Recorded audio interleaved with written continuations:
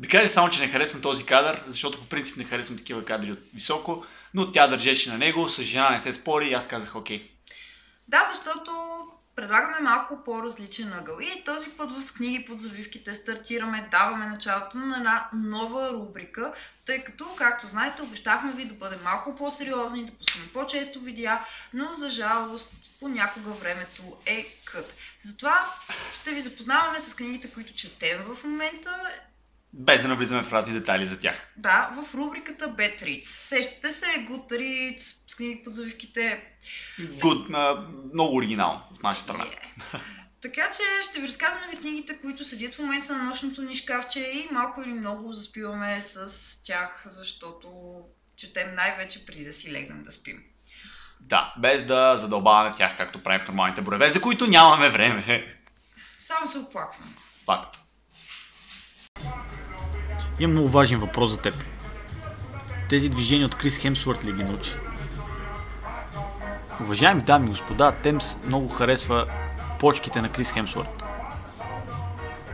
И оттам следват коментари от труда на Антоне.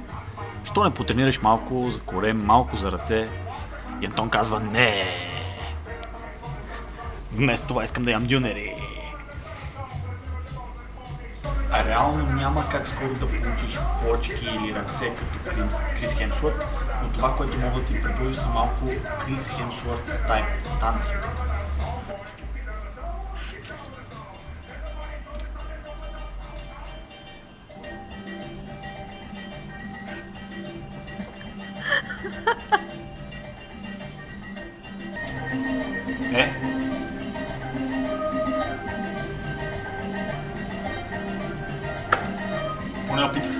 Hello darkness, my old friend. I've come to talk with you again. Ти на какво си?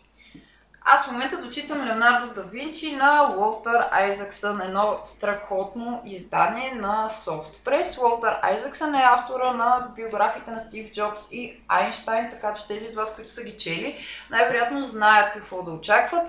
Аз не ги бях разгръщала, така че в момента се радвам на страхотното издание, в което има и богат снимков материал. Я отворих на Давид на Микеланджело. Книгата проследява живота на Леонардо да Винчи, както и творческия му път. Доста е любопитна и наистина частта с отношението му с Микеланджело всъщност е доста забавна. Но да не си останете с впечатлението, че аз чета само една книга, това не е така. В момента дочитам и Майкъл Шейбън и Лунно сияние, книгата, която беше логично да разгърна след невероятните приключения на кавалия Рикле, която ме прецака да прочита и аз малко съжалявам, малко не съжалявам, но в някаква степен съжалявам. Да, тук отново имаме голям роман, семейна драма, приключения, много любопитни взаимоотношения, но за тази книга ще ви разкажа в някакъв по-пълен брой. И от този ден започнем с часовете отново на Майкъл Кънингъм. Тези от вас, които знаят, че Вирджиния Улф преди 2 дни имаше рожден ден, ще разберат защо започвам тази книга. Браво. А ти какво чете? Нищо. При мен се получи така, скъпи приятели, че съм твърде заед с други неща, с живота и всичко останало, работата и всичко останало. И първо, че нямам време за четене, само слушам подкасти. Второто е, че нямам какво да чета, нямам никаква идея какво да чета. Последното нещо, което прочетох между другото, защото реално съм прочел нещо наскоро, беше Throne Alliances, което е книга на Тимати Зан в вселената на Междузвездни войни. Да, четох едно фенско издание, което честно казвам не ми хареса толкова, колкото ми хареса първата книга на Зан в новия канон на Дисни. И така. И сега в момента съм в криза и не знам какво да чета. И не ми е лесно, така че ако имате препоръки, пишете коментари, пишете ни на почтата, пишете ни във Фейсбук и така, защото не знам какво да чета. Наистина. Сега това е домашно насилие.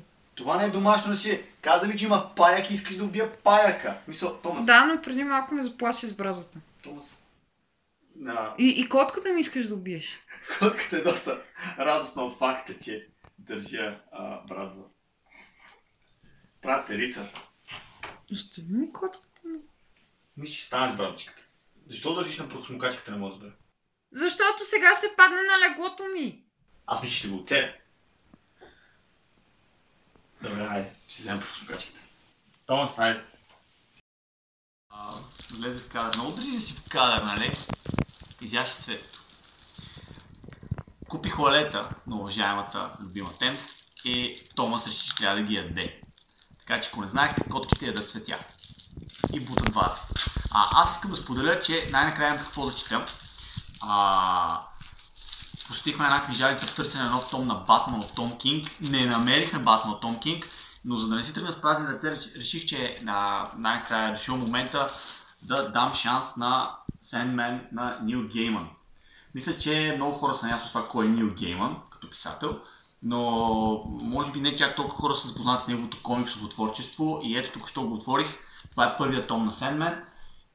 Странно е, като човек, който чете комикси, че никога не съм го отварял, но ето това е едно от нещата, за които никога не съм чувал лоша дума.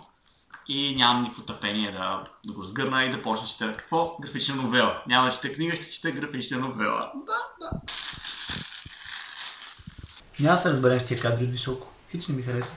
Малко да тренираш за ръце. Носа ми изглежда голям.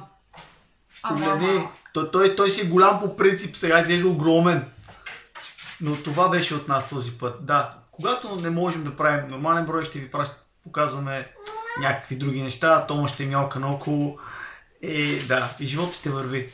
Но искаме да споделяме с вас и вие да споделяте с нас, така че... Казете ни вие какво четете. Да, чакаме. Хайде.